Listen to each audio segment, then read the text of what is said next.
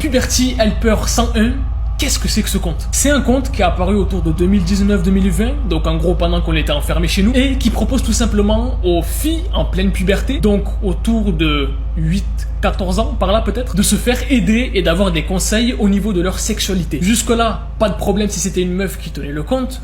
Problème, c'est un homme qui tient le compte, qui a plus de 40 ans. Et c'est pas la seule chose qui pose problème, parce que si c'était que ça, peut-être que c'est un spécialiste, on sait pas. Mais non, le problème c'est que sur le compte de Puberty Helper 101, il y avait un compte Instagram qui était accroché. Et du coup, de temps en temps, Puberty Helper, il invitait ses abonnés à le rejoindre sur Instagram. Et en allant sur Instagram, des gens se sont rendus compte que sur ses stories, il postait des espèces de concours du genre, écoutez, ce soir, il y a 3 filles qui vont pouvoir gagner des appels privés avec moi, avec mon numéro personnel. Vous avez juste à envoyer une photo de vous et vous serez tiré au sort. Bon, bien sûr, ce qui se passait pendant ces appels personnels, ce qui se passait quand ils s'envoyaient des messages sur leur numéro personnel, vous vous en doutez. Et il y a des parents qui sont tombés sur ça et qui du coup ont décidé de porter plainte entre parenthèses contre TikTok concernant ce problème. En gros, ils se sont plaints auprès de TikTok. Et le compte de Puberty Helper 101 s'est fait supprimer totalement de la plateforme. Pas parce qu'il a été signalé par des utilisateurs ou parce que TikTok s'en est mêlé directement. Et vous le savez,